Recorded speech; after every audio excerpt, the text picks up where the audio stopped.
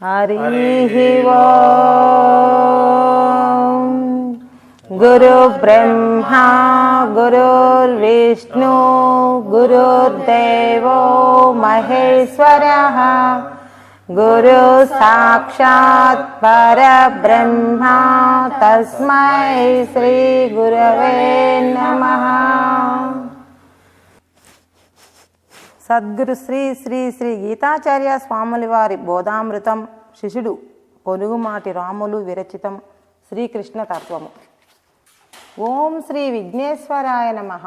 ఓం శ్రీ గురుదేవాయ నమః. ఓం శ్రీకృష్ణ పరబ్రహ్మణే నమః. ఓం నమో నారాయణాయ. ఓం నమః శివాయ. శ్రీకృష్ణ తత్వము అంటే శ్రీకృష్ణుడిని తెలుసుకోవటం. శ్రీకృష్ణుడిని తెలుసుకున్నట చాలా కష్టం అంటున్నారు కొంతమంది. కానీ మనమెన్నడూ ఒంటరిగా ఉండటలేదు. పరమాత్మ మనకు తోడు నీడై సదా మనలను కాపాడుచున్నాడు. వాస్తవమునకు జీవాత్మ పరమాత్మ రెండు కాదు, ఒక్కటియే. సముద్రము తరంగములు ఒక్కటియే కదా. అంతులేని తరంగములు సాగరమున లేచుచూ పడుచుండును. తరంగములు ఎంత ఎత్తుకు లేచి పడుచుండినా సాగరములోనే కదా. అట్లాగే జీవాత్మలు 84 లక్షల రకములుగా ఉద్భవించినను అవి అన్నయూ పరమాత్మలోనే ఉద్భవించును, పరమాత్మలోనే లయమవును. జీవాత్మ పరమాత్మ తత్వములు రూపభేదమే కాని సత్యం ఒకటియే. ఈ సత్యమును గ్రహించలేక కృష్ణ పరమాత్మ యొక్క శక్తి మనలోనే ఉన్నదని నమ్మలేక జనన మరణములకు గురియొగుచున్నాము. అయితే మనలను కంటికి రెప్పవలే మనలను కాపాడుచు దైవము మనలోనే ఉన్నాడని ప్రగాఢ విశ్వాసం మాత్రం మనకు ఉండి తీరవలయును. జీవితము మృగతృష్ట వంటిది. ఎండమావులలో నీరు పారుచున్నట్లుగా కనిపించును. అది చూసి ఒక బాటసారి దప్పికగొని దూరాన నీళ్లు ఉన్నవని తలంచి దప్పిక తీర్చుకొనుటకు పోవుచుండును. ఎంత దూరము పోయినా ఆ నీళ్లు అల్లంత దూరాన కనపడుచూనే ఉన్నవి. కానీ ఎంతసేపు నడిచినా ఆ బాటసారి నీరు దగ్గరికి పోలేదు. అతని దాహము తీరలేదు. కొంత దూరము వెళ్ళు కొలది దాహము తీవ్రమై ఆలోచించినాడు. నేను ఎంత దూరము నడిచినా నీళ్లు ఇంకా అల్లంత దూరమునే కనపడుచున్నవి. ఇవి నీరైతే నేను ఎంతో దూరము నుండి వచ్చుచున్నాను. అవి ఇంకనూ పోవుచూనే ఉన్నవి. కానీ అవి నీరు కాదేమోనని నిలబడి చూచుచుండగా వేరొక బాటసారి ఆ ఎండమావులలో నుండి తనకు ఎదురుగా వచ్చుచున్నాడు. అతనిని దగ్గరకు రానిచ్చి, అయ్యా, ఆ కనపడినవి నీళ్లు కాదా అని అడిగాను. అతను వెనుతిరిగి చూచి, పిచ్చివాడా, అవి నీళ్లు కావు, ఎండమావులు. వాటి కోసం తప్పించడం ఎందుకు? ఇదిగో ఈ వైపుగా వెళ్ళు. కొంచెం దూరంలో ఒక గ్రామం ఉంది. అక్కడికి వెళ్ళి నీళ్లు త్రాగు అని చెప్పాను. అతను చెప్పిన దారిని నడిచి ఆ ఊరిలో దాహము తీర్చుకొనెను.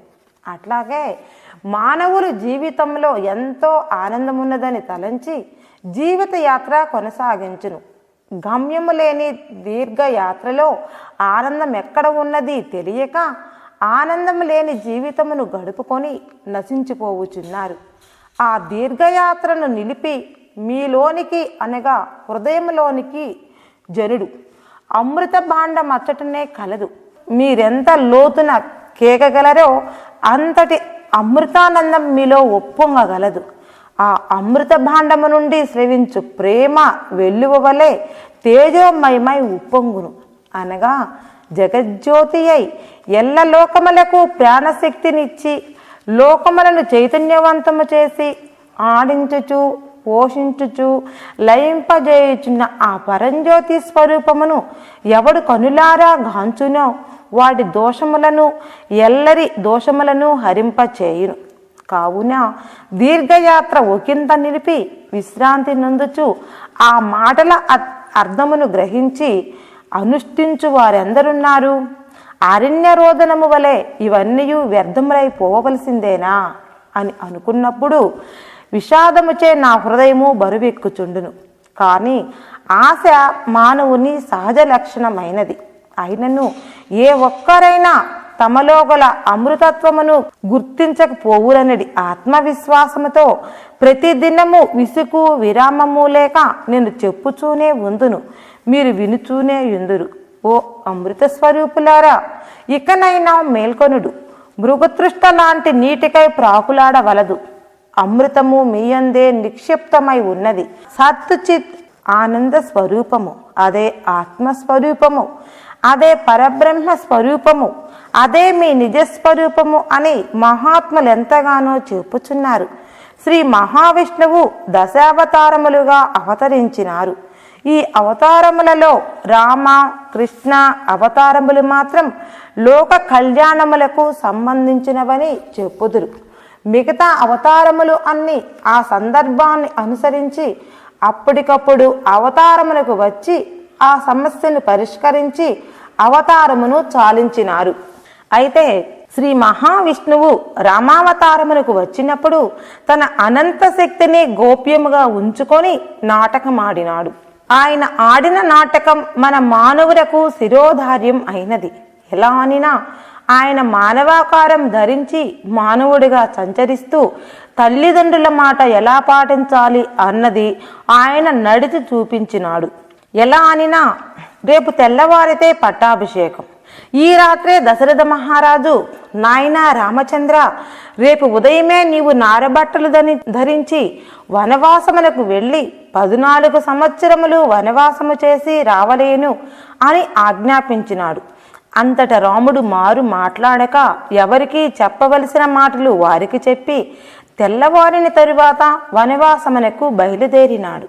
అంతట సీతమ్మ, స్వామి, భర్త వెంట భార్య ఉండుట ధర్మము కదా, నేను కూడా మీ వెంట వచ్చేదను అన్నతోడనే సరేనని సీతమ్మను కూడా తీసుకొని బయలుదేరగా అప్పుడు లక్ష్మణుడు, నేను కూడా మీ వెంట వస్తాను, నన్ను వద్దనుకు అని ప్రాధేయపడగా సరేనని సీతమ్మను లక్ష్మణుని వెంట తీసుకొని వనవాసమునకు వెళ్ళినాడు.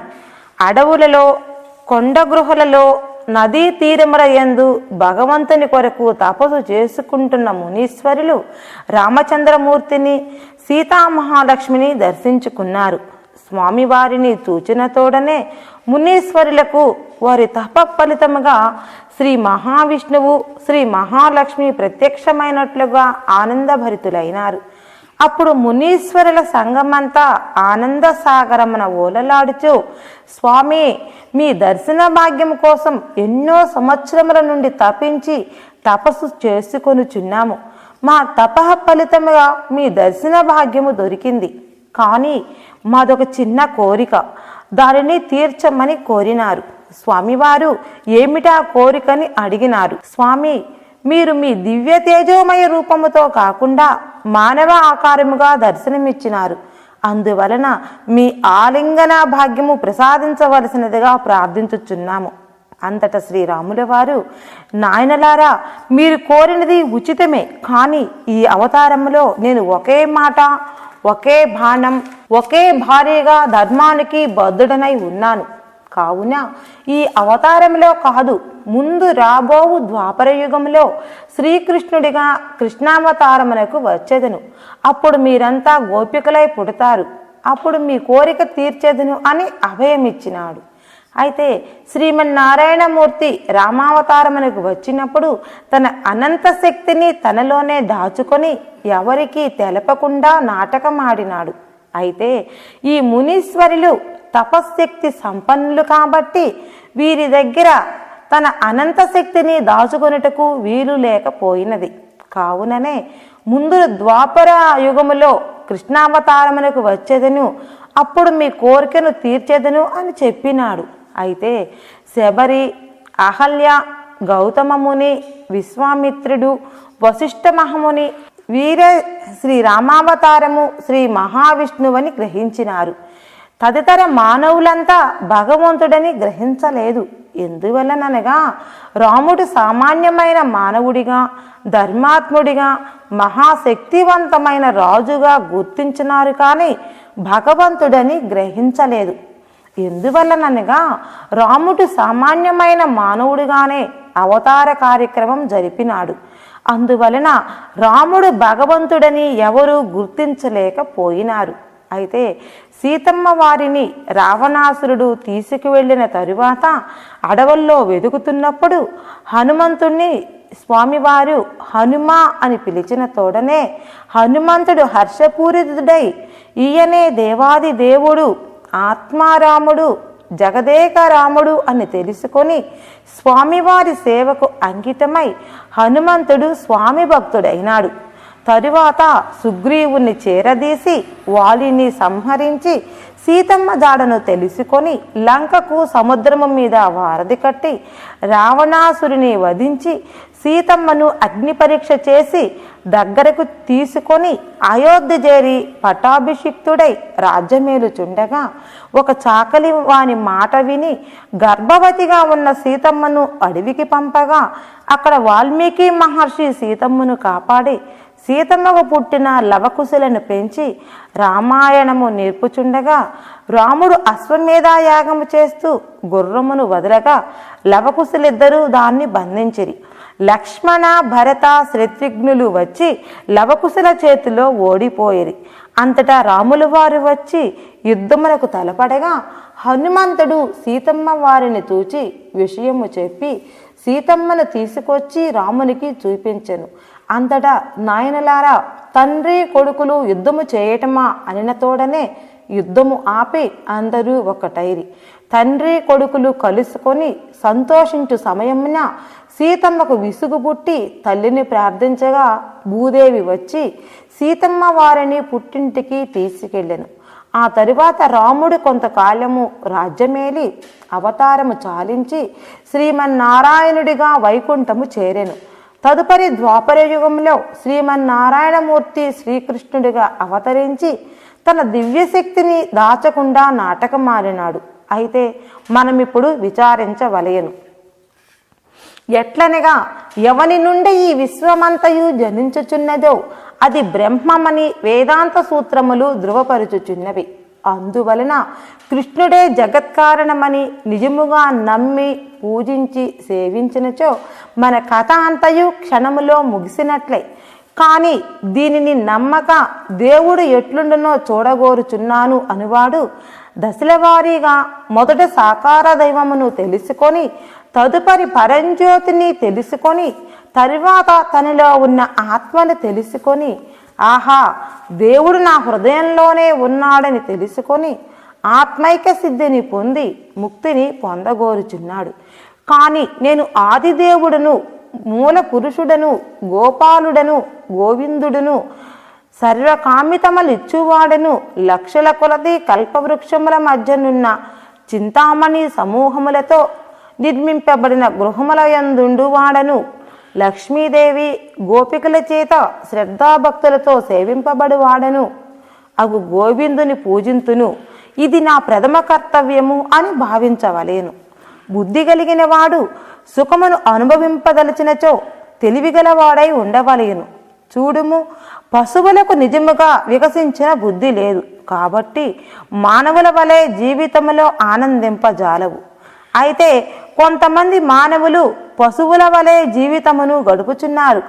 మరణించిన మానవుని శరీరంలో అన్ని అవయవాలు అనగా చేతులు కాళ్ళు కళ్ళు ముక్కు నోరు అట్లే శరీర భాగములు అన్నీ కనపడుచున్నవి. కానీ చనిపోయిన తరువాత ఆ మనిషి పలుకడు, మాట్లాడడు, లేచి తిరగడు, తినడు. ఎందువల్లననగా ఆ శరీరానికి జీవం ఇచ్చి ఆడిస్తున్న శక్తిని ఆ శరీరము కోల్పోయినది. కాబట్టి ఆ శరీరమునకు బ్రతికి తిరుగుతుండే శక్తి లేదు. కానీ ఎవరైనా కొంచెం లోతుగా ఈ విషయమును విచారించినచో అనుభవించినది దేహము కాదని లోపలనున్న ఆత్మ చైతన్య శక్తియే అనుభవించుచున్నదని అతనికి తెలియను.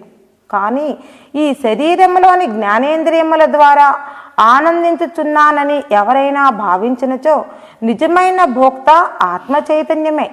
అది కాకుండా నేను అనుభవిస్తున్నానని ఎవరైనా అనుకున్నచో అది అజ్ఞానమే అవుతుంది. అయితే ఈ పాంచభౌతిక శరీరము దానిని ఎల్లప్పుడూ కప్పబడి ఉండటం వలన అది మనకి వ్యక్తం కావడం లేదు. ఆ చైతన్య శక్తిని మనం అర్థం చేసుకోవాలంటే మన హృదయాన్ని ఇతర ఆలోచనలు లేకుండా నిర్మలంగా, నిశ్చలంగా, చింతలు, దిగులు, విచారాలు లేకుండా ప్రశాంతంగా ఉంచుకొని భగవంతుని మీద ప్రేమ ఉప్పొంగి భగవంతుని దృష్టిలో నిలుపుకొని ఆయననే చూస్తూ ఆయన నామాన్ని జపం చేస్తూ ఉన్నట్లయితే కొన్ని రోజులకు ఆ భగవంతుని నామము మన హృదయంలో స్థిరమవుతుంది. కొంతమంది 1000 2000 జపం చెయ్యాలని పరిమితి పెట్టుకొని గబగబా లెక్క సరిపోయే వరకు జపం చేసి తరువాత వారి పనుల్లో నిమగ్నమవుతారు. ఇక నామమే జ్ఞాపకం ఉండదు. అలా కాదు, నామము ఎల్లప్పుడూ జ్ఞాపకం ఉండవలేను. భక్త తుకారం, సక్కుబాయి, మీరాబాయి, రామదాసు, అన్నమయ్య భగవంతుణ్ణి ఎప్పుడూ మరవలేదు. సక్కుబాయి పండరీపురం చేరి అక్కడ మరణించింది. పాండురంగడు సక్కుబాయి రూపంలో సక్కుబాయి అత్తగారింట్లో పరిచర్యలు చేస్తున్నాడు. ఒకసారి పండరీ భక్తులు బ్రహ్మోత్సవాలు చెయ్యాలని తలపెట్టారు. అప్పుడు రుక్మాబాయి, నాయనలారా, పాండురంగడు ఇప్పుడు ఇక్కడ లేడు, సక్కుబాయి అత్తగారికి సక్కుబాయి రూపంలో సేవలు చేస్తున్నాడు, వారిని ఇక్కడికి తీసుకురావాలనచో సక్కుబాయిని బ్రతికించాలి, మీరు శ్మశానానికి వెళ్ళి సక్కుబాయి ఎముకలు తీసుకురండి అన్నది. తల్లి, సక్కుబాయి ఎముకలను ఎలా గుర్తుపట్టాలి అని విన్నవించుకున్నారు. ఆ తల్లి, నాయనలారా, శ్మశానంలో ఒక్కొక్క ఎముకను చెవి దగ్గర పెట్టుకొని వినండి. ఆ ఎముకల్లో నుండి విఠల విఠల అనే నామము వినపడుతుంది, దానిని తీసుకోండి. అలా విఠల అనుచున్న ఎముకలను ఏరి తీసుకురండి అని చెప్పగా వారు వెళ్ళి శ్మశానంలో ఉన్న ఒక్కొక్క ఎముకను తీసుకొని చెవి దగ్గర పెట్టుకొని వింటూ విఠల విఠల అనుచున్న ఎముకలను ఏరి తీసుకుని వచ్చిరి. అంతటా ఆ తల్లి ఎముకలను అక్కడ కువ్వగా పోసి పాండురంగణ్ణి స్మరిస్తూ వాటి మీద తీర్థం చల్లినది. వెంటనే ఆ ఎముకలకు సక్కుబాయి రూపం వచ్చి జగన్మాత అయిన రుక్మాబాయికి నమస్కరించినది. అంతటా రుక్మాబాయి, అమ్మా సక్కుబాయి, నా భర్త నీ ఇంట ఊడిగం చేస్తున్నాడు, నీవు అక్కడికి వెళ్ళి నా భర్తను పంపమని చెప్పి అంతర్ధానమైనది.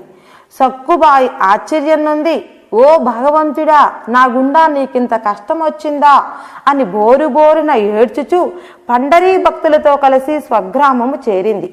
పండరీ భక్తులు సక్కుబాయి అత్తగారిని చూసి, అమ్మా తల్లి, నీవెంతటి పుణ్యవతివో, పాండురంగుడు నీ ఇంట ఊడిగం చేస్తూ సక్కుబాయి రూపంలో ఉన్నాడమ్మా, ఆయనను ఈ బంధము నుండి విడిపించి మాతో పంపి పుణ్యం కట్టుకో తల్లి అని ప్రార్థించగా సక్కుబాయి అత్తగారు నివ్వెరపోయి గుండె ఆగిపోయినంత పనై బోరున ఏడ్చుచు, పాండురంగస్వామి జగత్ ప్రభువు, జగత్తుకే తండ్రి అయిన ఆ ప్రభువు నా ఇంట ఊడిగం చేస్తున్నాడా అని విలపించుచు మంచినీళ్లకై పోయిన సక్కుబాయికై ఎదురు చూస్తున్నారు. ఇంతలో సక్కుబాయిగా ఉన్న పాండురంగడు ఈ విషయం తెలుసుకొని బిరబిరా ఇంట్లోకి వెళ్ళి మంచినీళ్ల బిందె అక్కడ దించి ఎవరికీ కనపడకుండా మాయమై పండరీపురం చేరెను. ఇంట్లోకి పోయిన సక్కుబాయి ఎంతవరకు రాలేదని అందరూ లోనికి వెళ్ళి చూడగా అక్కడ సక్కుబాయి లేదు. అందరూ, ఆహా భగవంతుడా, అంత దూరం నుండి మేము వస్తే మాకు దర్శనం ఇవ్వకుండా వెళ్ళినావా? సక్కుబాయి అత్తగారు ఎంత పుణ్యం చేసుకుందో, ఆ తల్లికి దర్శనమిస్తూ ఆమెకు ఇంటి పనులన్నీ చేస్తున్నావా తండ్రి అంటూ విలపిస్తూ అందరూ పండరీపురం చేరి బ్రహ్మోత్సవములు చేసుకున్నారు.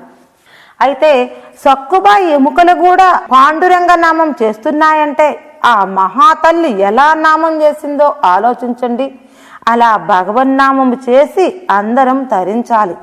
గోపికలు కృష్ణ పరమాత్మ కోసరం చెట్టును చూసి కృష్ణ ఇక్కడున్నావా, పువ్వును చూసి కృష్ణ ఇక్కడున్నావా, భర్తను చూసి కృష్ణ నా భర్త రూపంలో ఉన్నావా, ఎదురుగా ఉన్న గోపికను చూసి కృష్ణ ఇక్కడున్నావా అంటూ ఎవరిని చూసినా ఏ వస్తువును చూసినా కృష్ణ కృష్ణ అంటూ తన్మయత్వం చెందుతూ శరీరము మరిచి నాట్యం చేసేవారు.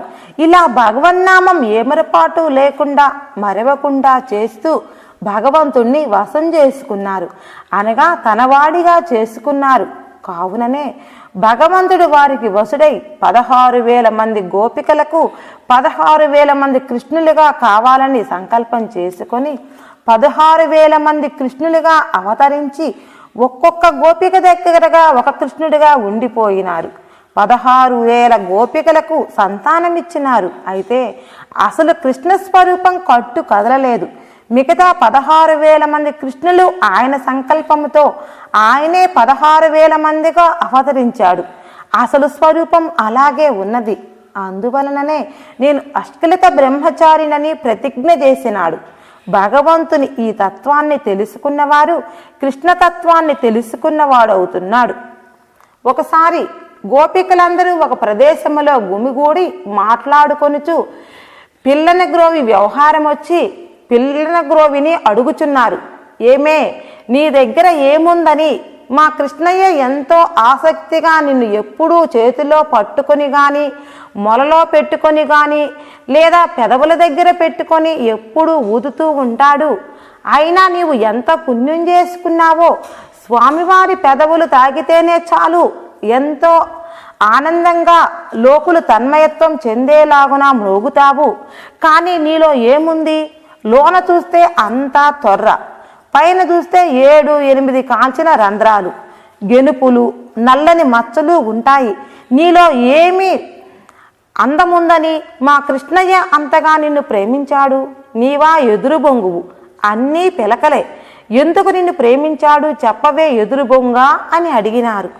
అప్పుడు పిల్లని గ్రోవి నవ్వి, ఓ పిచ్చి గోపికలారా, నా కడుపులో ఏ చెత్త పదార్థము నలుసంత కూడా లేదు. అంతా ఖాళీ చేసి త్వరగా ఉంచుకున్నాను. అందువలన నాలో ఏమీ లేదు కాబట్టే నన్నింతగా దగ్గర ఉంచుకొని పెదవులతో నా కడుపు నిండా ఓంకారం అనే ధ్వనిని నింపుతూ ఉంటాడు. నాకు ఇంకేమి కావాలి? స్వామివారి హృదయంలో నుండి వచ్చే అమృతవాయువే నాకు ఆహారం. నేనెప్పుడూ ఖాళీగా ఉంటాను కాబట్టి భగవంతుడు ఎల్లప్పుడూ ఆయన దగ్గరనే ఉంచుకుంటాడు అని సమాధానం చెప్పి, అయినా మిమ్మలను నాలాగా ఎందుకు దగ్గర ఉంచుకుంటాడు? మీలో సంసార వ్యవహారాలు, భర్త బిడ్డలు, అత్తామామల వ్యవహారాలు, మీ కడుపంతా హృదయమంతా సందు లేకుండా నిండుకొని ఉన్నాయి. మీ హృదయంలో ఖాళీ ఎక్కడ ఉంది? స్వామివారు మీ దగ్గరికి ఎందుకు వస్తాడు? కావున మీరు కూడా నాలాగున హృదయమంతా ఖాళీ చేసుకోండి. ఎప్పుడూ మీ దగ్గరే మీ హృదయాలలోనే ఉంటాడు. మీరు పొమ్మన్నా మిమ్మల్ని వదిలి ఎక్కడికి పోడు అని అన్నది. అప్పుడు అందరూ ఒకరిసారి ఒకరు చూసుకొని ఎదురుగొట్టంగా ఉన్న ఈ పిల్లని గ్రోవికి భగవంతుని చేతిలో ఉండేసరికి ఎంత తెలివి, ఎంత జ్ఞానం పెరిగిందో చూడండి. అయితే ఇప్పుడు పిల్లని గ్రోవి చెప్పింది నిజమేనే అనుకున్నారు. మనకు భర్త కొడతాడేమో, అత్తమామలు తిడతారేమో, లోకులు ఏమన్నా అనుకుంటారేమోనని ఈ విషయాలు అన్నీ మన హృదయంలో నిండుకొని ఉన్నాయి. కాబట్టి కృష్ణయ్య మన దగ్గరికి రాడు, మనకు కనిపించడు. ఏం చేద్దాం ఇప్పుడు అనుకున్నారు. ఇంతలో ఒక గోపిక బాగా ఆలోచించుకొని, అక్కలారా, నేను ఒక సంగతి చెప్తాను వినండి అన్నది. మనం కృష్ణయ్య లేకుండా బ్రతకలేము, ఆయనను చూడకుండా బ్రతకలేము. అయినా భర్తలు మనలను కొట్టేది మానరు, అత్తలు తిట్టేది మానరు, లోకులు నిందించక మానరు. మనం కృష్ణుణ్ణి చూడకుండా ఆయనను తలుచుకోకుండా ఒక్క నిమిషమైనా ఉండలేము. ఒకవేళ మరువవలసి వస్తే మన ప్రాణాలే ఉండవు. కాబట్టి మనలను భర్తలు కొట్టినా, అత్తమామలు తిట్టినా, లోకులు నిందించినా మనం కృష్ణనామాన్ని మరవవద్దు. కృష్ణుని దగ్గరికి పోకుండా ఉండవద్దు. పిల్లన గ్రోవి చెప్పినట్లుగా మన హృదయాలలో ఏమీ ఉంచుకోవద్దు. పరమాత్మ స్వరూపాన్ని హృదయము నిండా నింపుకుందాం. నోరారా ఆయననే జపించుకుందాము. అప్పుడు కృష్ణుడు మన దగ్గరకు ఎలా రాడో చూద్దాం. కానీ రాలేదనుకో, ఎప్పుడైనా మరణించేదే కాబట్టి కృష్ణుణ్ణి చూడకుండా ఆ పరమాత్మ అనుగ్రహానికి దూరమైనప్పుడు మనము బ్రతికి ఏమి లాభం? ఎవరిని ఉద్ధరించాలి? ఎదురు బొంగును చూడుము. దీనికి సంసారము లేదు, భార్యాబిడ్డలు అత్తమామలు లేరు, శరీర మమకారము లేదు, సంసార పిచ్చి లేదు. భగవంతుడు దానికి 7-8 బొక్కలు నిప్పుతో కాల్చినా నన్ను కాల్చాడు అనుకోలేదు. ఎదురు బొంగుగా ఉన్నప్పుడు ఎలా ఉన్నదో పిల్లన గ్రోవిగా మారినప్పుడు కూడా అలాగే ఉన్నది. అందువలనే భగవంతుడు ఎల్లప్పుడూ చేతిలో కానీ నోటి దగ్గర పెట్టుకొని కానీ ఊదుతూ ఉంటాడు.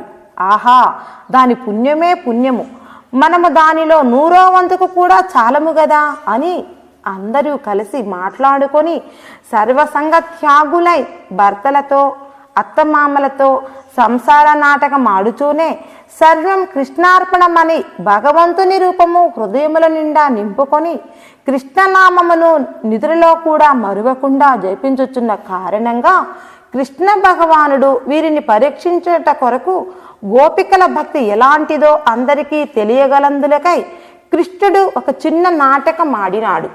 ఎలా అనినా నారద మహర్షిని పిలిపించి, నారద, నాకు శిరోభారంగా ఉంది, నీవు పరమభక్తులైన వారి దగ్గరకు వెళ్ళి వారి పాదధూళి కొంచెం తీసుకురావయ్యా, ఆ పాదధూళి నా కణతలకు రాసుకుంటే నా శిరోభారం తగ్గుతుంది అన్నాడు.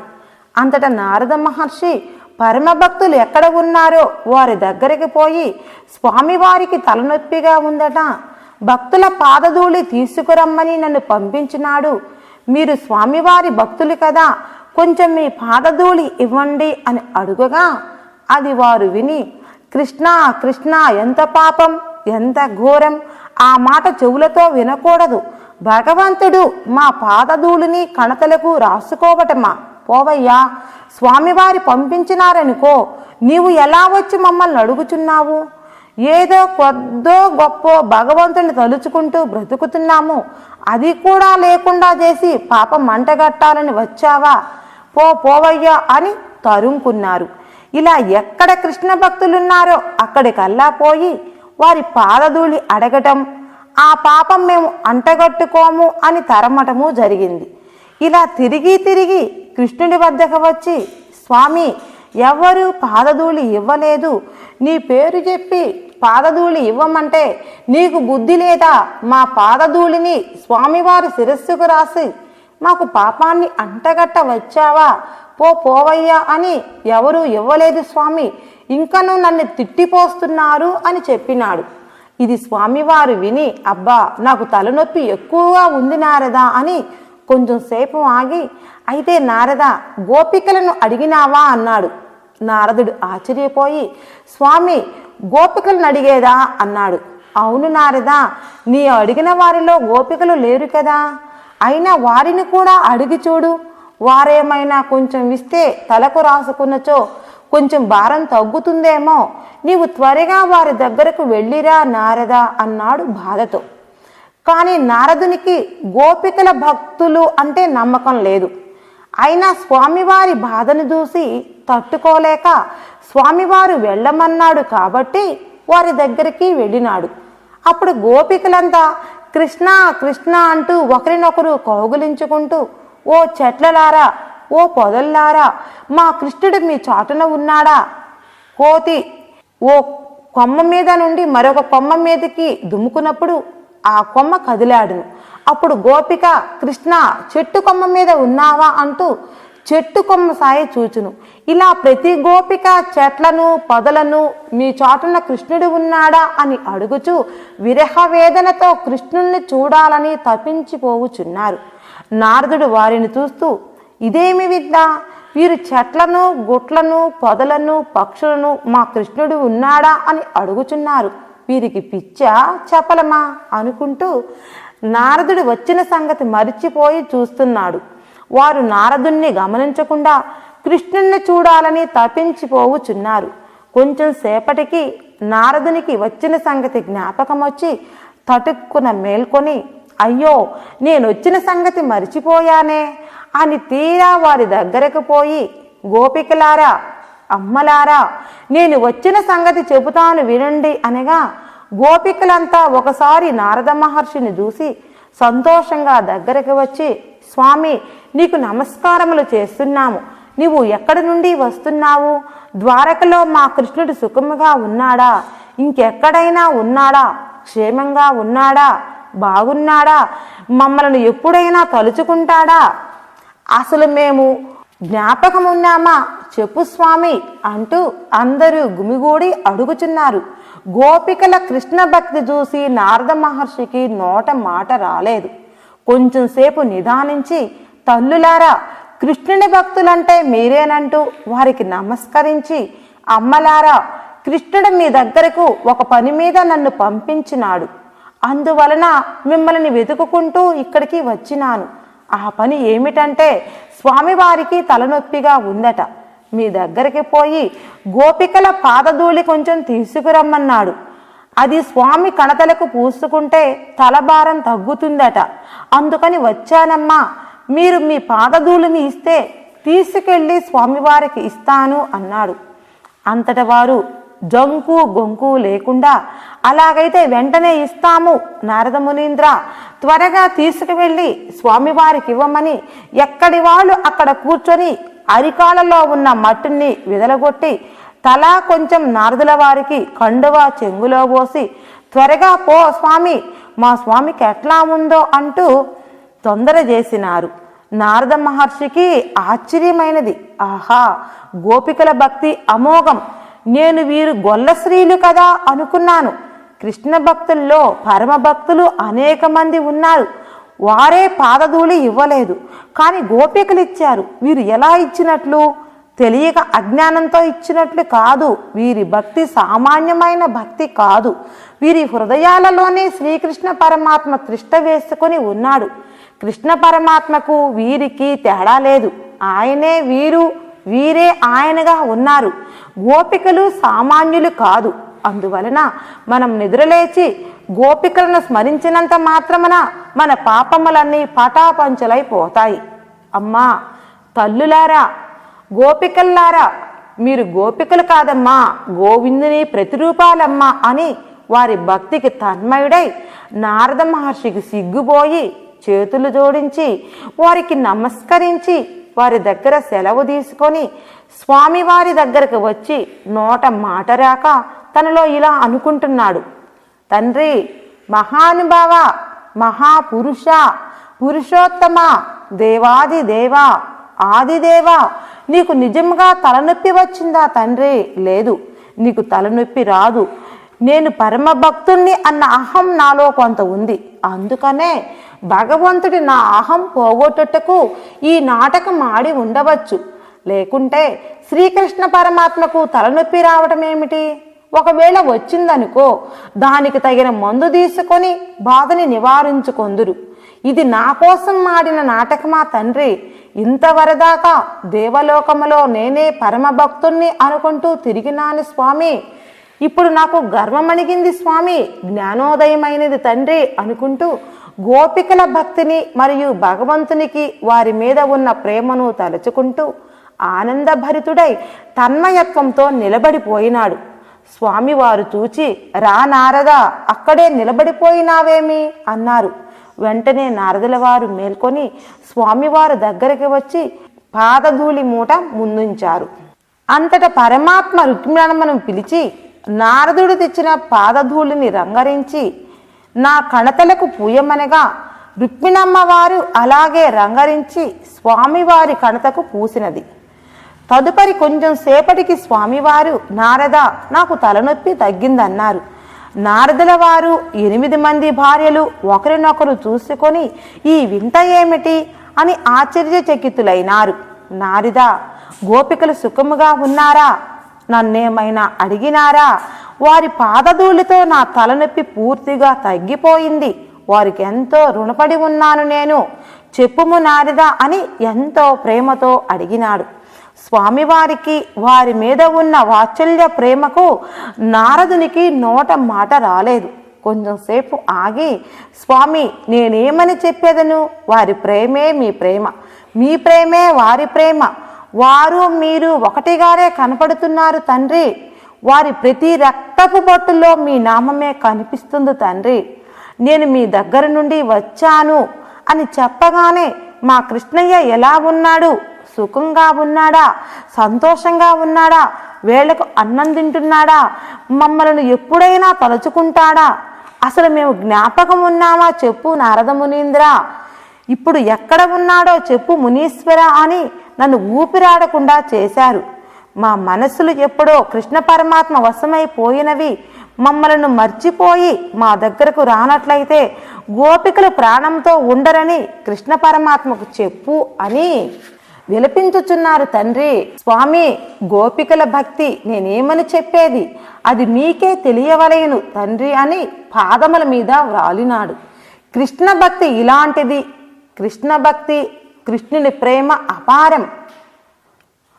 కృష్ణ భక్తిని చూడగొన్న వారి జన్మ ధన్యమవుతుంది. వారికి మోక్షము పని లేదు, వైకుంఠము పని లేదు. కృష్ణుని చూస్తూ ఉంటే అదే వారికి మోక్షము, వైకుంఠము. కృష్ణ పరమాత్మ దివ్యమంగళ స్వరూపము అలాంటిది. కృష్ణ పరమాత్మను ప్రత్యక్షం చేసుకున్న మహాత్ములు, భగవంతుని శక్తిని అనుభవంలోనికి తెచ్చుకున్న మహాత్ములు చెప్పుచున్న నిజమిది. భగవంతుని నీల తెలుసుకొనుట ఎవరి వల్ల కాదు. చూడుము, పరమాత్మ తత్వాన్ని తెలుసుకున్నవారు గోపికలే. వారి హృదయమందు కృష్ణుడు, కృష్ణుని హృదయంలో గోపికలు. అయితే గోపికల హృదయం కృష్ణుడెలా అయినాడు అనగా, గోపికలు ఏ పని చేసినా కృష్ణనామాన్ని జపిస్తూ చేసేవారు. నిద్రలేస్తూ కృష్ణనామంతోనే లేచేవారట. నిద్రలేచి ఇల్లు ఊడుస్తూ కృష్ణ, కళ్ళాప చల్లుతూ కృష్ణ, ముగ్గులేస్తూ కృష్ణ, చల్ల చేస్తూ కృష్ణ, వెన్న తీస్తూ కృష్ణ, రోట్లో ధాన్యం దంచుతూ కృష్ణ, అవి చెరుగుతూ కృష్ణ, అన్నం వండుతూ కృష్ణ, అన్నం పెడుతూ కృష్ణ, త్రాగుతూ కృష్ణ, స్నానం చేస్తూ కృష్ణ, చీరగట్టుకుంటూ కృష్ణ, తలదువ్వుకుంటూ కృష్ణ, బొట్టు పెట్టుకుంటూ కృష్ణ, ఇలా ఏ పని చేస్తున్నా కృష్ణ కృష్ణ అనుకుంటూ కృష్ణనామం మరవకుండా 24 గంటలు జీవితాంతము వరకు కృష్ణనామముతోనే జీవించారు. అవసానమున కృష్ణ పరమాత్మలోనే ఐక్యమైపోయినారు. ఇలా కృష్ణనామాన్ని ఏమరపాటు లేకుండా జపం చేసిన వారికి ఈ కృష్ణతత్వం ఏమిటో అర్థమవుతుంది. అయితే ఈ కృష్ణతత్వం ఏమిటో అర్థం కావాలంటే భాగవతాన్ని, భక్త విజయాన్ని మనం తరిచి చూడాలి. శ్రీమద్ భాగవతంలో భౌతిక ప్రపంచము ఒక మహాసముద్రమని, దీనిని దుఃఖ సముద్రముగా పోల్చబడినది. ఈ అజ్ఞాన మహాసముద్రము దాటుటకు దృఢమైన నావ కావలేను. ఆ నావయే శ్రీకృష్ణ నామము. మనం వెంటనే కృష్ణనామము అనే పడవని ఎక్కవలేను. కృష్ణనామమును జపించుట వలన తప్పకుండా తరించగలం. ఎందువలననగా కృష్ణనామం స్మరించుట వల్ల కృష్ణుడు మన వెంటనే ఉండునని, మనలను సర్వదా కాపాడుచుండునని చెప్పుచున్నారు. ప్రహ్లాద బాలుణ్ణి హిరణ్యకశిపుడు ఎన్నో బాధలకు గురి చేసినాడు. కానీ శ్రీమన్నారాయణమూర్తి ఎప్పటికప్పుడే కాపాడుతూ వచ్చాడు. విషమిచ్చినప్పుడు నారాయణుడు విషము హరించి ప్రహ్లాదుణ్ణి బ్రతికించినాడు. అగ్నిలో వేసినప్పుడు అగ్నిలో నుండి చేతులు దాల్చి అగ్నిలో పడకుండా పట్టుకొని అగ్నిని ఆర్పినాడు. సముద్రములో పడవేసినప్పుడు అంతకుముందే సముద్రములో ఉండి సముద్రములో పడకుండా పట్టుకొని బయటికి పంపించినాడు. ఏనుగులతో తొక్కింపదూసినప్పుడు ప్రహ్లాదునిలో జ్వరపడి సింహంలాగా ఏనుగులకు కనిపించినాడు. ఇలా ఎన్నో విధముల బాధలు పెట్టినను అంతకుముందే స్వామివారు అక్కడ ఉండి ప్రహ్లాదుణ్ణి రక్షించినాడు. ఇలా సర్వ ఆపదల నుండి ప్రహ్లాదుణ్ణి కాపాడి ఆఖరికి హిరణ్యకశిపుడిని సంహరించి రాక్షస బాధల నుండి విముక్తుణ్ణి చేసినాడు. ఇలా భక్తుల వెంట నుండి కాపాడుచు నారాయణమూర్తి అయిన కృష్ణుడొక్కడేనని మహా ఋష్యాదులు, శాస్త్రములు చెప్పుచున్నవి. కృష్ణుని తత్వము, కృష్ణుని లీలలు ఇట్టివి అట్టివి అని వర్ణించుటకు ఎవ్వరికీ వీలు కాదు. స్త్రీలలో స్త్రీల వలె ఉన్నాడు, పురుషుల్లో పురుషుని వలె ఉన్నాడు, చిన్నపిల్లలలో పిల్లవాని వలె ఉన్నాడు. కృష్ణుడు పుట్టిన దినము కృష్ణాష్టమి అని చేస్తారు. ఇది బాహ్యమైన స్వరూపానికి పుట్టిన దినం. కానీ కృష్ణుడు పుట్టుట ఏమిటి, చావటమేమిటి? కృష్ణుడికి చావు పుట్టుకలు లేవు. కృష్ణుడు వేరు, కృష్ణ నామం వేరు కాదు. కృష్ణతత్వం యందు వివిధ విషయాలు అనేక అంతరార్థములతో కూడి ఉంటున్నవి. ప్రజలు అంతరార్థమును తెలుసుకోలేక తమ తమ భావములను పురస్కరించుకొని యథార్థమేమిటో తెలియక అనర్థాలను తెచ్చిపెట్టుకుంటున్నారు. శ్రీకృష్ణుడికి అష్టభార్యలు ఉన్నారని అనుకుంటున్నాం. అంతేకాక అతనికి 16,000 మంది గోపికలు కూడా ఉన్నారని చాలామంది భావిస్తున్నారు. దీని యందున్న అంతరార్థం ఏమిటో తెలుసుకుందాం. ఈ 8 మంది భార్యలు కృష్ణుడికి ప్రాపంచిక సంబంధమైన భార్యలు కాదు. మన దేహమందున్న షట్చక్రములలో 2 ప్రధానమైనవి. ఒకటి సహస్రార చక్రము, రెండవది హృదయ చక్రము. ఈ హృదయ చక్రము అష్టదళములు గల పుష్పములతో కూడినది. ఇదే హృదయ పుష్పము. దీని యందు అష్టదళములకు అష్టభూమికలని మరొక పేరున్నది. భూమికి నాథుడు భగవంతుడు, అనగా ప్రకృతికి నాథుడు పరమాత్మయే. కనుక అష్టదళములతో కూడిన హృదయ పుష్పానికి నాథుడు భగవంతుడే. అతడే శ్రీకృష్ణుడు. ఆయన్ని మాధవ అని అంటారు. మా అనగా మాయ, లక్ష్మి, ప్రకృతి అని అర్థం.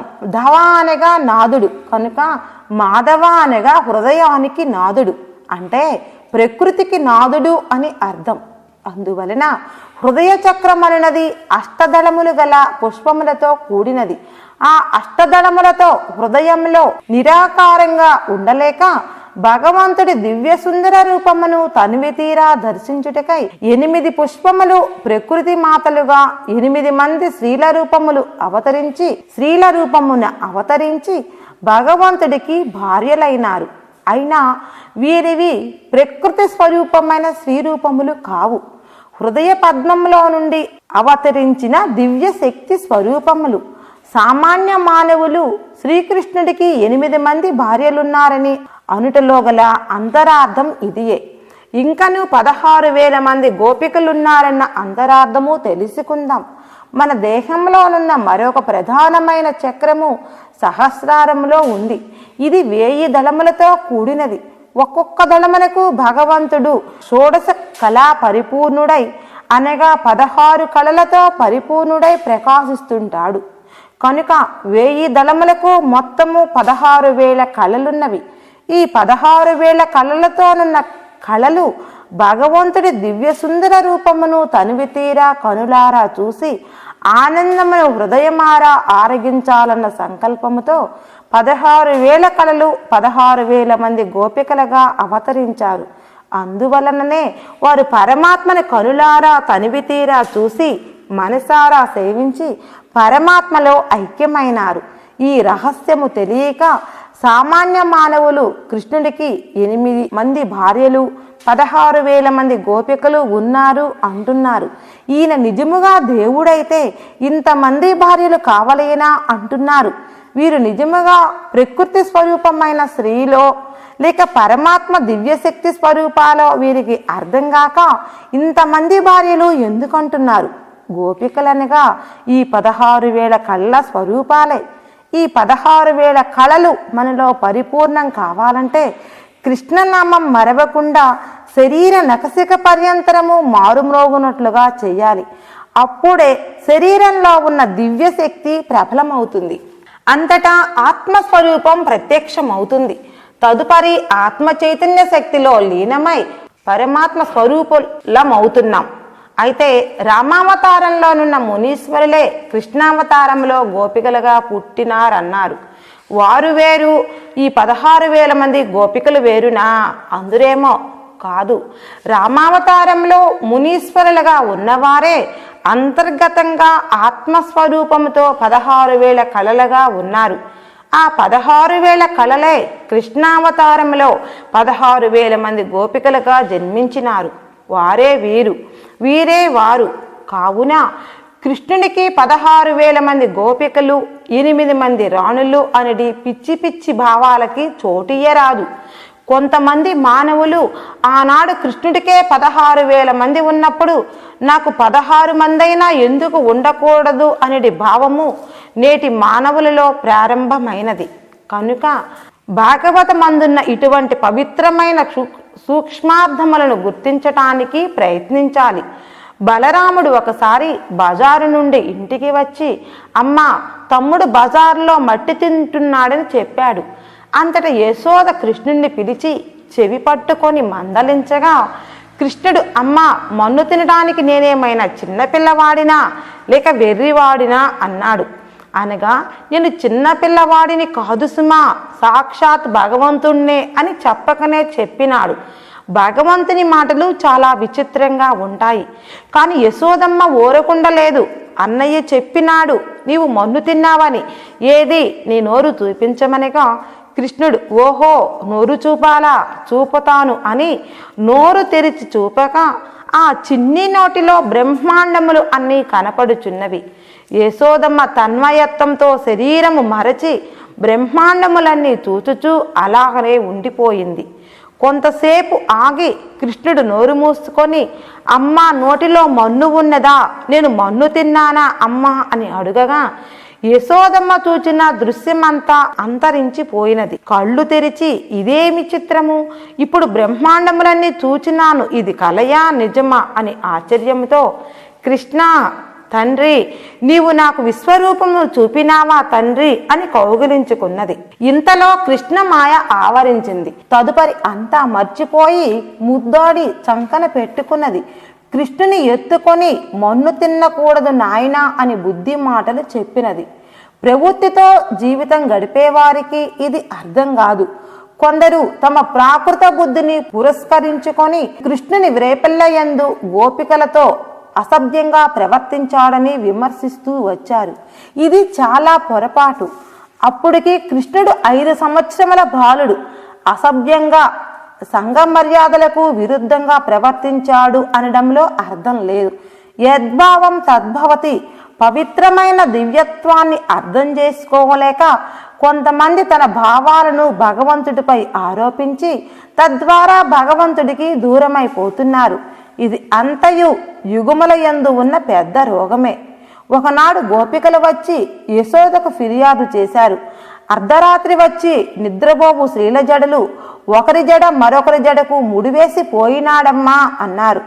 కృష్ణుడు అమ్మా నేను నీ పక్కలోనే పడుకొని ఉన్నాను కదమ్మా, నేనెప్పుడు వెళ్ళిపోయాను నీవే చెప్పు అన్నాడు. దీని అంతరార్థమేమిటి? తాను ఇక్కడా ఉన్నాడు అక్కడా ఉన్నాడు, ఇక్కడ అక్కడ ఎక్కడ చూసినా ఒక్కడే ఉన్నాడు అనే మహత్తర తత్వాన్ని నిరూపించాడు. ఎలా అనగా ఇక్కడ యశోదమ్మ ప్రక్కన పడుకొని ఉన్నది నిజమే, అక్కడ వారి జడలకు ముడివేసింది నిజమే. అందువలన అక్కడ ఉన్నాడు ఇక్కడ ఉన్నాడు అని మనకు తెలియకలందులకై ఈ లీలను ప్రదర్శించాడు. మరొక నాడు మరికొంతమంది గోపికలు వచ్చి కృష్ణునిపై మళ్ళీ ఫిర్యాదు చేశారు. యశోదమ్మ మేము పాలు అమ్ముకొనుటకు పోవుచుండగా పాల కుండలకు సుంకమివ్వమని కుండలకు చిల్లులు పెట్టి వెళ్ళినాడమ్మా అన్నారు. అంతట యశోద ఏమిరా కృష్ణయ్య వీరు చెప్పునది నిజమేనా అని అడిగింది. దేవుడు కొట్టినాడేమో నేను కొట్టలేదు అన్నాడు కృష్ణుడు. అనగా దీని అర్థమేమి? దేవుడు కొట్టినాడు నేను కొట్టలేదు అని చెప్పినాడు. కానీ కుండలకు చిల్లు పొడిచేటప్పుడు కృష్ణుణ్ణి గోపికలు చూశారు. ఇక్కడ కృష్ణుడు ఏమంటున్నాడంటే దేవుడు కొట్టాడేమో నేను కొట్టలేదు అన్నాడు. అనగా కొట్టింది కృష్ణుడే, అయినా నేను దేవుడినై ఉండి దేవుడుగానే కుండలకు చిల్లులు పెట్టింది నేనే అని చెప్పకుండా కృష్ణుడే దేవుడని గోపికలకు తెలియగలందులకై దేవుడు కొట్టాడేమో నేను కొట్టలేదు అన్నాడు. అనగా నేనే దేవుణ్ణి అని పరోక్షంగా చెప్పాడు. ఇప్పుడు గోపికలు కృష్ణుడే దేవుడని నమ్మించడానికి ఈ నాటకం ఆడినాడు. అనేక పర్యాయములు కృష్ణుడు యాదవుల ఇళ్ళకపోయి వెన్న దొంగతనముగా తిని తప్పించుకొని వచ్చేవాడు. ఒకనాడు యశోదమ్మ అతనిని పట్టుకొని మన ఇంట్లో వెన్న రుచించదా, పరుల ఇంట్లో వెన్న ఎందుకు దొంగలిస్తావు అని దండించింది. అప్పుడు కృష్ణుడు అమ్మా నీ హృదయము వాత్సల్యము అనే స్వార్థ ప్రేమతో నిండినది, కానీ గోపికల హృదయం నిస్వార్థమైనది పవిత్రమైనది కనుకనే నేను వారి హృదయం అనే వెన్నను దొంగలిస్తున్నాను అన్నాడు. లోకులు సరిగా అర్థం చేసుకోలేదు. కృష్ణుడు అపహరించినది వెన్న కాదు, పవిత్రమైన గోపికల చిత్తములని గ్రహించాలి. ఒకనాడు కృష్ణునికి గోపికలపై జాలి కలిగి అయ్యో పాపం గోపికలు చిత్తశుద్ధి కలవారు, స్వార్థరహితులు, అమాయకులు, అలాంటి భక్తులని కష్టపెట్టడం మంచిది కాదు, ఈసారి వారికి నేను తప్పక చిక్కిపోవాలి అని సంకల్పించుకున్నాడు. మరునాడు ఒక గోపిక ఇంట్లో ప్రవేశించి ఉట్టిపైనున్న పాలన్నీ క్రింద పోశాడు. ఆ పాలల్లో తన 2 పాదములు తడుపుకున్నాడు. గోపికలు చూసి కృష్ణుని పట్టుకోవాలని వచ్చేసరికి పరిగెత్తిపోయాడు. గోపికలు కృష్ణుని పాదముద్రలను ఆధారంగా చేసుకొని వెతుకుతూ పోయేసరికి కృష్ణుడు దొరికిపోయాడు. గోపికలు, కృష్ణ, పాలన్నీ క్రింద పోసి వచ్చావే, ఇలా చెయ్యవచ్చునా అని గట్టిగా అడిగారు. కృష్ణుడు మందహాసం చేస్తూ చిరునవ్వు నవ్వాడు. ఆ చిరునవ్వులో ఏమి మాయ ఉందో, ఏమి ఆనందం ఉందో ఆ మందహాస చిరునవ్వు చూసి గోపికలు కృష్ణుని కొడదామని పట్టుకున్నవారు ఆ దివ్య సుందర ముఖములోనున్న వెలుగును చూసి ఆ వెలుగులోనున్న నవ్వు నకసిక పర్యంతరము ఆవరించి వారు కృష్ణుని కొడదామన్న విషయము మరిపించి వారిని తన్మయులను చేసింది. వారు స్వామి వారి యొక్క ముఖారవింద చిరునవ్వులో మునిగి తన్మయత్వంతో స్థానువుల వలె నిలబడిపోయినారు. గోపికలారా, మీరు నా పాదాలను ఆశ్రయించండి, అప్పుడే మీకు నేను చిక్కుతాను అని ప్రబోధించే నిమిత్తమై కృష్ణుడు ఈ నాటకం ఆడినాడు. అలాగే మనము కూడా దైవాన్ని ఆశ్రయించి దైవం చూపే బాటలో ప్రయాణిస్తే దైవాన్ని చేరుకోగలం. ఒకనాడు ఒక గోపిక బావి దగ్గర 2 కడవల నిండా నీరు ముంచుకొని వాటిని తన నెత్తిన ఒకదానిపైన ఒకటి పెట్టుకోవడానికి ఆమెకి సహాయం అవసరమైనది. ఇంతలో కృష్ణుడు ఇటువైపు వస్తున్నాడు. కృష్ణ, ఈ కడవలు 2 ఒకదాని మీద ఒకటి నెత్తిన పెట్టుకోవాలి, కొంచెం సహాయం చెయ్యి అని దీనంగా అడిగింది. కానీ కృష్ణుడు పట్టించుకోకుండా వినిపించినట్లుగా వెళ్ళిపోయాడు. కొంతసేపు అయ్యాక ఆమె ఏదో ఒక విధముగా 2 కడవలు నెత్తిన పెట్టుకొని ఇంటికి వచ్చింది. ఆ సమయాన అక్కడే ఉన్న కృష్ణుడు వెంటనే ఆమెను సమీపించి ఆమె నెత్తి మీద ఉన్న కడవలను దింపడానికి సహాయపడ్డాడు.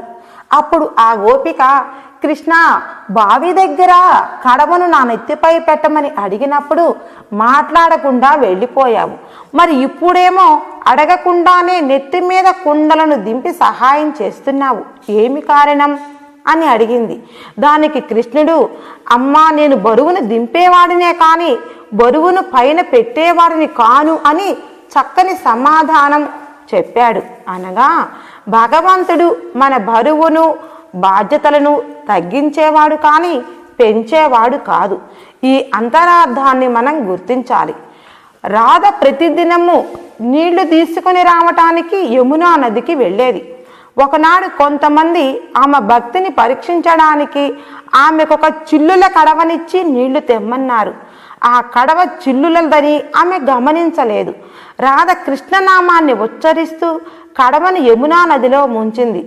ఒక్కొక్క నామముతో ఒక్కొక్క చిల్లి పూడిపోగా ఆమె కడవలో నీరు తీసుకెళ్ళింది. చిల్లుల కడవనిచ్చిన వారంతా ఆమె భక్తికి ఆశ్చర్యపోయినారు. రాధ తన బంధువులపై కానీ అక్క చెల్లెళ్లపై కానీ అన్నదమ్ములపై కానీ ఎవరిపైనా ఆధారపడలేదు. నిరంతరం కృష్ణనామముతోనే కృష్ణ చింతనలోనే కాలం గడిపింది. కృష్ణుడు జైలులో పుట్టాడు, నందుని ఇంట పెరిగాడు, మధురకు చేరాడు. అతనికి ఆస్తులేమీ లేవు, జానుడు భూమి అయినా తనదంటూ లేదు. ఈ ప్రాకృతమైన ఐశ్వర్యం తన ఐశ్వర్యం కాదు, ఆనందమే తన ఐశ్వర్యం. కృష్ణుడు నిరంతరం ఆనందంగా ఉండేవాడు. కృష్ణునికి రామునికి ఉన్న వ్యత్యాసాన్ని గుర్తించాలి. కృష్ణునికి మొదట నవ్వు, తరువాత పని. రామునికి మొదట పని, తర్వాత నవ్వు. స్త్రీలను ఏడ్పించేవాడు కృష్ణుడు, స్త్రీ కోసం ఏడ్చినవాడు రాముడు. కృష్ణతత్వము ఆనందమైనది, రామతత్వము ఒక విధమైన బాధ్యతతో కూడినది. కృష్ణుడు దేనిని ఆశించలేదు. కంసుని చంపాడు, ఉగ్రసేనునికి రాజ్యం ఇచ్చాడు, పాండవుల పక్షం వహించి కౌరవులను ఓడించాడు, ధర్మరాజుకు పట్టం కట్టాడు. కృష్ణుడు మకుటము లేని మహారాజు, ప్రేమతో ప్రేమను జయించిన మహాదేవుడు. తాను దేనిని కోరలేదు, తనకంటూ ఏ రాజ్యమూ లేదు. అయితే సర్వుల హృదయాలు ఆయన రాజ్యములే. ఇలాంటి సత్యాన్ని మొదటి నుండి ప్రబోధించినది కృష్ణతత్వం. రామావతారం కర్మ ధర్మాన్ని ప్రబోధించటానికి వచ్చింది. కృష్ణావతారం సత్యజ్ఞానాన్ని బోధించటానికి వచ్చినది. ద్రౌపదికి శ్రీకృష్ణుడిపై అనన్య భక్తి విశ్వాసములు ఉండేవి. నిండు సభలో దుర్యోధన దుశ్శాసనులు ఆమెని వివస్త్రను చేయుటకు పూనుకున్న సమయమున ఆమె మహాబలశాలి అయిన భీముని కాని సవ్యచాచి అయిన అర్జునుని కాని ధర్మనిరతుడైన ధర్మరాజుని కాని భవిష్యత్ దర్శకుడు అయిన సహాదేవుని కాని అశ్వరక్షకుడు నకులుని కాని సహాయం అర్థించలేదు. హే కృష్ణ, హే మాధవ, ద్వారకావాస, బృందావన సంచార, పాహిమాన్ పాహిమాం అని చివరకు ఏ హృదయవాసి అంటూ ఆర్తితో వెలికెత్తి పిలిచింది. తక్షణమే శ్రీకృష్ణుడు అభయమిచ్చి అక్షయ ఒలువలను ప్రసాదించి ఆ ఆపద నుండి ఆమెని రక్షించాడు. కురుక్షేత్ర యుద్ధానంతరం ఒకరోజు అందరూ ఆనందంగా ముచ్చటించుకుంటున్న సమయంలో ద్రౌపది, అన్నయ్య, నాకు ఒక చిన్న సందేహం ఉంది. అలనాడు నన్ను కాపాడమని కురుసభలో ప్రార్థించాను, కానీ నీవు వెంటనే రాలేదేమి? కొంత జాగు చేశావు ఎందుకు అన్నది. కృష్ణుడు చిరునవ్వుతో అమాయకంగా, అమ్మా, నేనేమి చేసేది? నీవు నన్ను మొట్టమొదట ద్వారకావాస అని, రెండవసారి బృందావన సంచారి అని పిలిచితివి కదా, మరి నేను ద్వారకకు బృందావనానికి వెళ్ళి రావలసి వచ్చినది నీవు హృదయవాసి అని పిలిచిన తక్షణమే వచ్చాను కదా అన్నాడు. కావున హృదయమే శాశ్వత చిరునామా అని గుర్తించాలి.